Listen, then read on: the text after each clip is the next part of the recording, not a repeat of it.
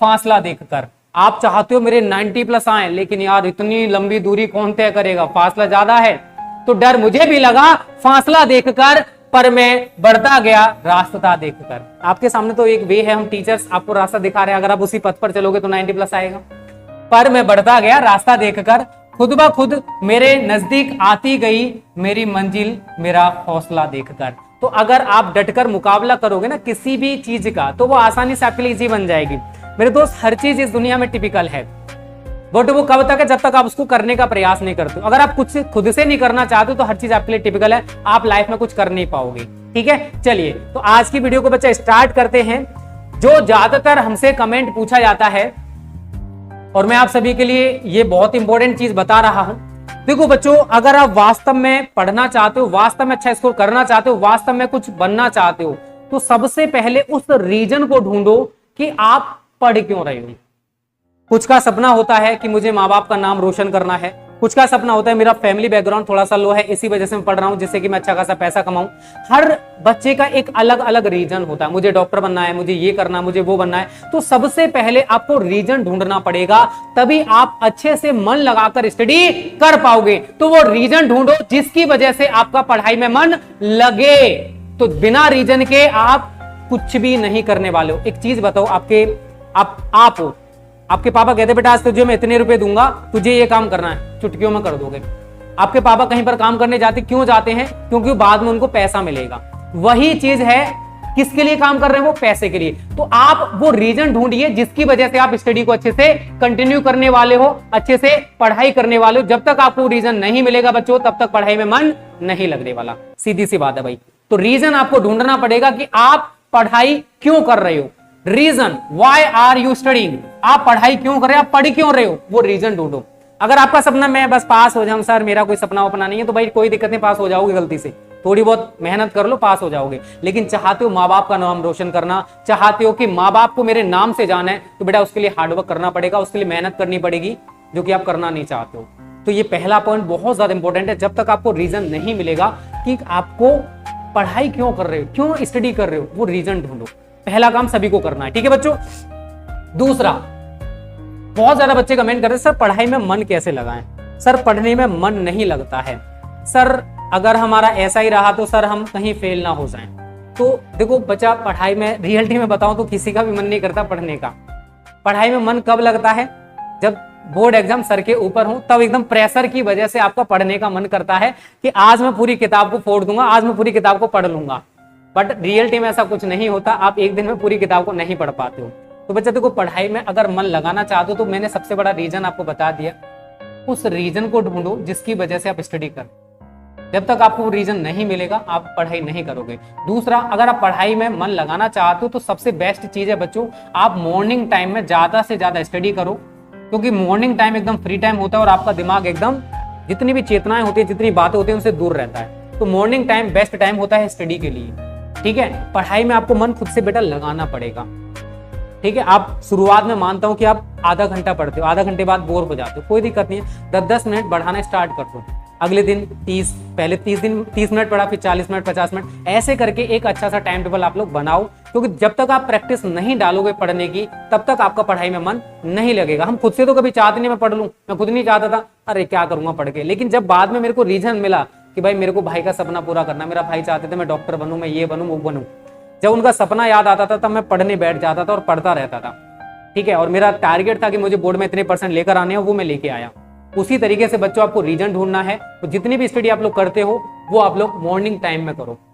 तो पढ़ाई में बेटा शुरुआत में किसी का मन नहीं लगता है, आपको धीरे धीरे करके आदत डालनी पड़ेगी, ठीक है। आप कोई भी काम कर रहे हो जो आपका अच्छा नहीं लगता है, क्या आप उसको अच्छे से करोगे? नहीं। तो वो भी स्टडी के साथ भी हमारे ऐसा ही होता है, ज्यादातर बच्चों को पढ़ाई में मन लगता ही नहीं है, पढ़ने का मन करता ही नहीं है, ठीक है।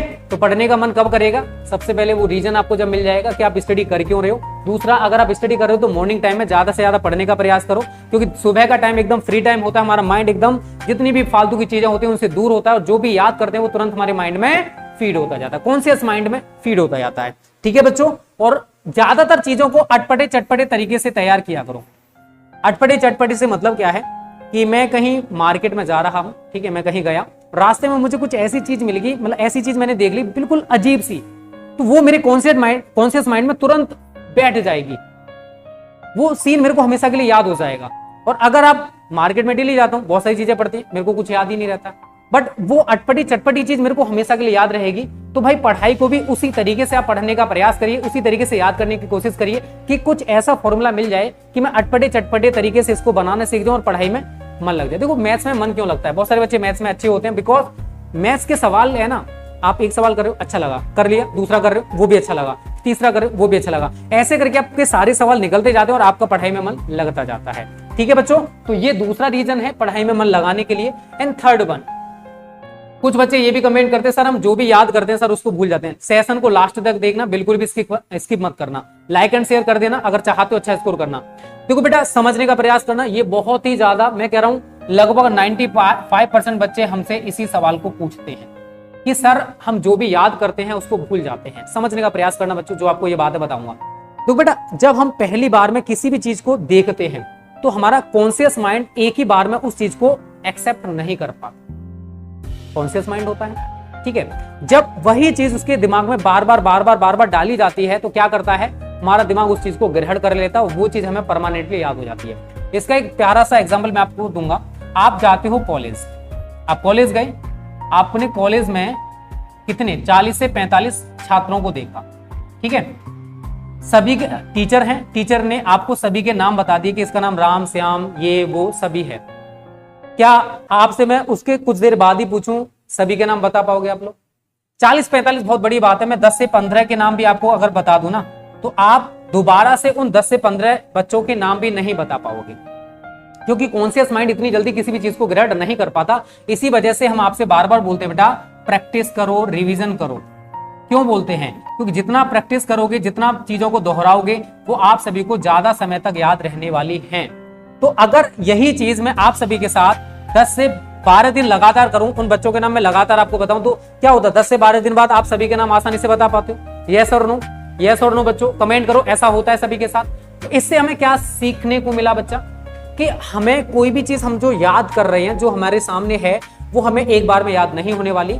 जब हम उस टॉपिक को लिख कर याद करेंगे, बार बार लिखेंगे, लिख कर याद रखना। अगर आप लॉन्ग टाइम तक याद रखना चाहते हो किसी भी टॉपिक को, तो उसको बेटा लिख कर याद करो। जब आप उसको लिख कर याद करोगे तो लिखते टाइम आपका दिमाग में भी उन चीजों वो चीजें घूमती रहेंगी। और पहली बार में गलती हो रही है, दूसरी बार लिखो, तीसरी बार लिखो, उस टॉपिक को जब तक लिखो जब तक कि वो आपको अच्छे तरीके से याद नहीं हो जाता।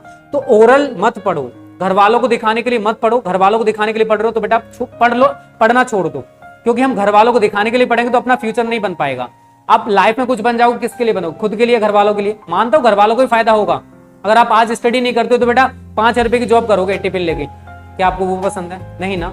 हमारे पेरेंट्स चाहते हैं कि हमारे बच्चे हमसे आगे निकलें, हमारा नाम रोशन करें। क्या आप ऐसा कर रहे हो? ये लॉजिकली बात है बच्चा, जो आपको समझनी पड़ेगी। ये लॉजिक है। एक ही बार में अगर आप फिजिक्स का कोई भी डेरिवेशन उठा रहे हो, ध्यान से समझना जो बात बता, आपको एक बार में बेटा पहली बार अगर आप उसको लिख रहे हो, तैयार कर रहे हो, आपको याद नहीं होगा, तैयार नहीं होगा। जब आप उसकी बार बार प्रैक्टिस करोगे, बार बार रिवीजन करोगे, तो आपको ये डेरिवेशन 1 या 2 बार, 3 बार, 4 बार दोहराने से अच्छे तरीके से याद हो जाएगा।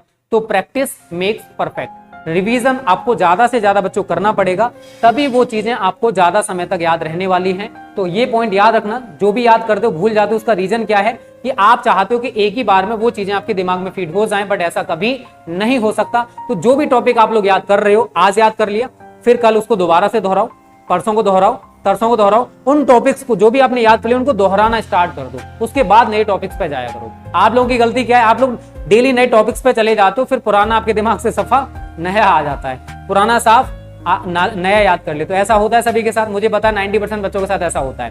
तो बेटा इस चीज को याद रखना, आपको ज्यादा से ज्यादा उसकी प्रैक्टिस करनी है, रिवीजन करना, तभी आपको वो लॉन्ग टाइम तक याद रहने वाला है।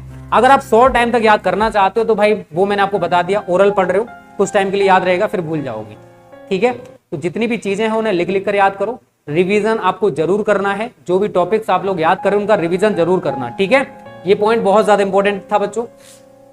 चौथा पॉइंट, अपने खुद के सेल्फ कॉन्फिडेंस का लेवल अप करो। इसका मतलब क्या है? देखो अभी आप कॉलेज में हो अपने में, ठीक है, आपके कॉलेज में कुछ टॉपर्स भी होंगे, ऐसा नहीं है कि हर कॉलेज में टॉपर्स होते हैं भाई, और आपकी हालत कुछ की भाई मीडियम लेवल वाली होगी, हाँ हम ठीक ठाक कर लेते हैं इसको, कुछ बेचारे लो लेवल वाले होंगे। तो उन आप इस कैटेगरी और इस कैटेगरी में आते हो, मान के चलिए लो लेवल और मीडियम लेवल वाली में आते हो, आप टॉपर वाली लिस्ट में नहीं आते। उसका रीजन क्या है? आपका कॉन्फिडेंस कैसा है? लो है। एक बात बताओ, क्या आपने कभी कोशिश की कि मैं इन टॉपर्स से आगे निकलूंगा? लॉजिकली बात करो, क्या आपने कभी कोशिश की कि मैं इन टॉपर्स से कभी आगे निकल सकता हूं? नहीं। क्यों नहीं की? क्योंकि आपने अपने दिमाग में एक चीज बिठा ली है कि ये तो टॉपर हैं, हमेशा यही टॉपर बनेंगे। ऐसा नहीं होता बेटा, राजा का बेटा राजा नहीं बनता है, ठीक है ना। अब जमाना बदल गया है। अगर आप एक वही कहावत बता रहा हूँ, ठीक है ना, दिल पे मत लेके जाना। एक चाय वाला भी प्रधानमंत्री बन सकता है, ठीक है। तो उसी तरीके से अगर आप खुद पर मेहनत करोगे, खुद से स्टडी करोगे, ज्यादा से ज्यादा प्रैक्टिस करोगे, तो आप भी बच्चों इस टॉपर की लिस्ट में आ सकते हो। तो इस चीज को याद रखना, आपको अपना सेल्फ कॉन्फिडेंस का लेवल अप करना पड़ेगा। जब तक ये कॉन्फिडेंस लेवल अप नहीं होगा, आप अच्छा स्कोर बोर्ड में नहीं करने वाले हो। जो टॉपर है वही टॉपर बनेंगे फिर, नहीं तो आप यहां से उठकर यहां भी जा सकते हो, यहां से उठकर यहां भी जा सकते हो, और ये वाले यहां से उठकर यहां भी आ सकते हैं, आपसे नीचे आ सकते हैं। ऐसा नहीं कि यही टॉपर रहेंगे, ठीक है ना। ये भी इंपॉर्टेंट बात है बच्चों, बहुत ही ज्यादा इंपॉर्टेंट है। इन चीजों को फॉलो आपको करना पड़ेगा। ये नहीं क्लास देख ली खत्म, सब कुछ भूल गए, ऐसा आपको बिल्कुल भी नहीं करना है। ये चौथा पॉइंट बहुत ज्यादा इंपॉर्टेंट है बच्चों। उसके बाद जो पॉइंट हमारी वीडियो का थंबनेल है, टाइम टेबल। तो बेटा टाइम टेबल क्यों बनाया जाता है उसका मैं रीजन आपको बता दूं। आप कॉलेज में पढ़ने जाते हो ना, या फिर घर में भी आप काम करते होंगे, आपके पापा भी काम करने जाते हैं। तो काम करने जब पापा जाते हैं तो एक टाइम पर वहां जाना होता है और एक टाइम पर उनकी छुट्टी होती है। अगर आपके पापा से वो मालिक बोल दे बेटा मतलब आप कहीं कभी भी आइए और कभी भी जाइए, तो क्या मालिक का काम सही तरह होने वाला है? नहीं हो, क्योंकि वहां पर टाइम इरेगुलर हो जाएगा। मालिक भी परेशान, आपके पापा भी परेशान। यस और नो? सेम अगर आप कॉलेज में पढ़ रहे हो और कॉलेज में एक दिन के लिए आपके जो पीरियड्स लगते हैं आधा घंटे के, अगर वो डिसबैलेंस कर दिए जाएं, अगर आपके टीचरों से बोल दिया जाए कि कोई भी टीचर किसी भी क्लास में कभी भी जा सकता है, क्या आपकी उस दिन अच्छे से पढ़ाई होगी? नहीं होगी। तो जब आप ये दो चीजें नहीं कर पा रहा कोई इंसान, तो आप जिनकी वजह से, देखो स्टडी की वजह से आपका फ्यूचर बनने वाला है, बिना इसके तो कुछ नहीं होने वाला, बट फिर भी आप इसको इंपॉर्टेंस कितना देते हो खुद से पूछो। बिना स्टडी के क्या, देखो मानता हूं, देखो एक अलग कि सर वो बिना पढ़ा लिखा है, वो भी तो पैसे वाला है सर, ये वो, देखो अपवाद हर जगह होते हैं भाई। अगर एक आईएएस ऑफिसर या आईपीएस ऑफिसर बन जाओगे तो आपकी एक अलग लेवल होगा, एक अलग मार्केट जो है या फिर सोसाइटी है उसमें एक अलग इज्जत होगी, उसकी एक अलग इज्जत है, आपकी एक अलग इज्जत होगी, ठीक है। तो मैं आपको दो तरीके का टाइम टेबल बनाऊंगा बच्चा, एक रेगुलर टाइम टेबल और एक daily time table. Regular time table, इसमें आपको कम से कम अभी बच्चा 6 to 7 आवर्स आपको डेली बेसिस पर पढ़ना पड़ेगा। अगर आपका सपना है वास्तव में कि सर मेरा 80+ या फिर 90+ आ जाए, 90+ आते हो तो थोड़ा सा और टाइम टेबल बढ़ा देना। ये सेल्फ स्टडी का टाइम है।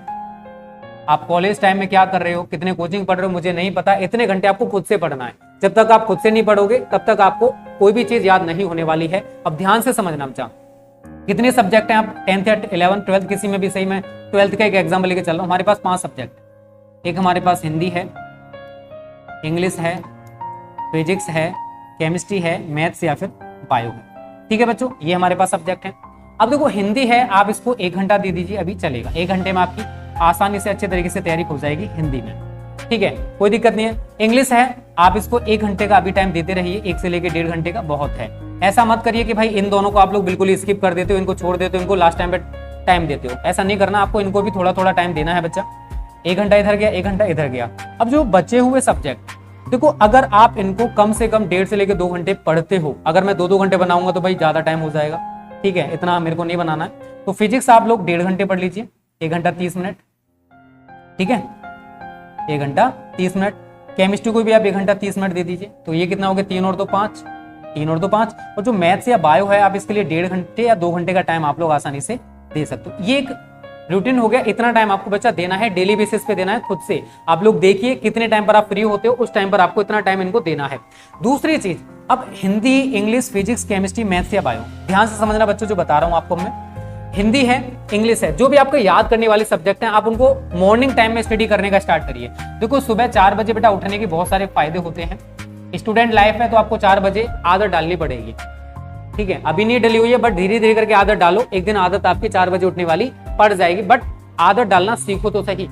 उठो, अभी शुरुआत में दिक्कत आएगा मेरे दोस्त, हर चीज में दिक्कत आता है, लेकिन आपको हारना नहीं है। आपका लाइफ का टारगेट क्या है उसको ध्यान में रखना कि मेरे को ये करना है जिंदगी में, तो ये आलस मेरे को नहीं करना। कहावत सुनिए ना, आलस से पाप से कारणम, जो आलस है वही पाप का कारण है। अगर आप आज आलसी बने रहोगे तो जिंदगी में इतनी ज्यादा मेहनत आपको करनी पड़ेगी अपने दिनचर्या को पूरा करने के लिए, दिनचर्या के जो खर्चे होते हैं उनको पूरा करने के लिए कि पूछो मत।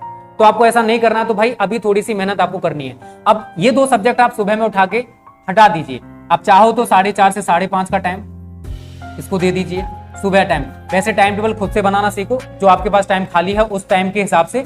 ये मैंने टाइम आपको बता दिया, इतने इतने घंटे आपको डेली बेसिस पे देने हैं। अब आप किस टाइम पे फ्री हो, किस टाइम पर दोगे, ये आप लोग देख लेना।